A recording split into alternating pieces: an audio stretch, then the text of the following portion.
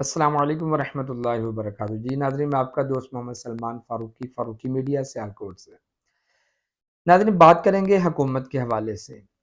بہت دنوں بعد آج بات کر رہا ہوں۔ اگر آپ عمران خان کی حکومت دیکھیں تو اس کی حکومت کے اندر غریب کس قدر غریب ہوا اور غریب کس قدر مرا، یہ بھی آپ جانتے ہیں۔ اگر اسی حکومت کو، عمران خان کی حکومت کو دین اسلام کے نظر سے دیکھیں، کیونکہ ہم مسلمان ہیں، ہم نے اپنا ملک اور اپنا ایمان اور اپنے آپ کو مسلمان کہتے ہوئے ہم نے اسلام کے مطابق بات کرنی ہے اور اسلام کے مطابق ہی پاکستان کے اندر ایک نظام نافذ کرنا ہے۔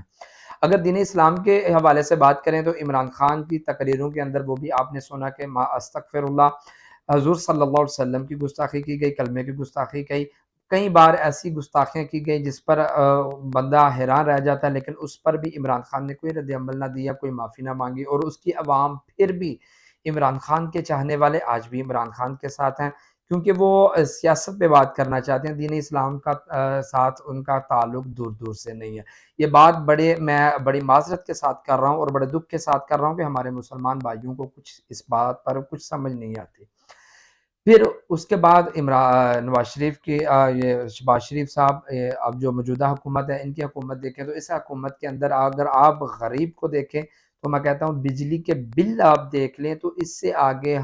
ہمارے پاس کوئی الفاظ نہیں۔ غریب کی یہاں پر اتنی موت ہو چکی ہے، اس سے آگے اور کوئی بات نہیں بندہ کر سکتا۔ اگر دین اسلام کے حوالے سے بات کرتے ہیں تو یہاں پر دین اسلام کی کوئی دور دور تک کوئی بات نہیں ہے، کوئی مقاصد نہیں ہے، کوئی دینی اسلام کا کوئی نظریہ نہیں ہے۔ اب دیکھیں کہ ہمارا یہ عقیدہ ہے، مسلمانوں کا یہ عقیدہ ہے کہ جو حضور صلی اللہ علیہ وسلم کی گستاخی کرے اور گستاخ کا ساتھ دینے والا، وہ اس کا بھی سرتن سے جدا کر دینا چاہیے، وہ بھی کافر ہے۔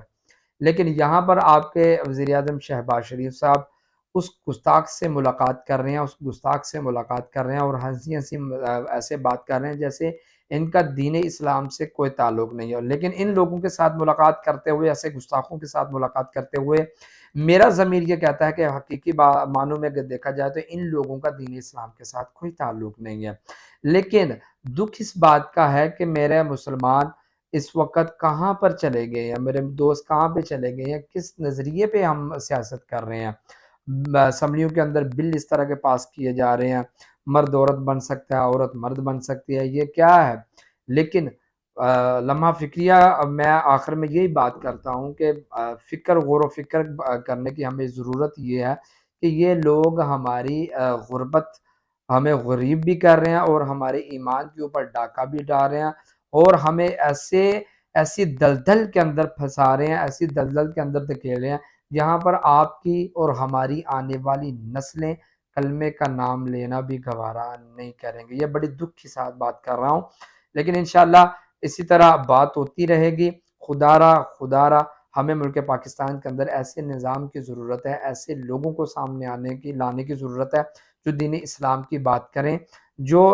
حضور صلی اللہ علیہ وسلم کے نظام کو نافذ کرنے کی بات کریں، اور حضور صلی اللہ علیہ وسلم کے نظام کو نافذ کرنے کی تمام سیاسی پارٹیوں کے اندر ایک دیکھ لیں کون سیاسی پارٹی ہے جو بات کر رہی ہے۔ میں بڑے فخر سے کروں گا اس وقت تحریک لبیک یا رسول اللہ صلی اللہ علیہ وسلم، وہ انشاءاللہ ملک پاکستان کے اندر، ملک جہاں بھی کہیں بھی جائیں گے اور نظام مصطفیٰ کی بات کر رہے ہیں اور انشاءاللہ نظام مصطفیٰ ہی قائم کریں گے۔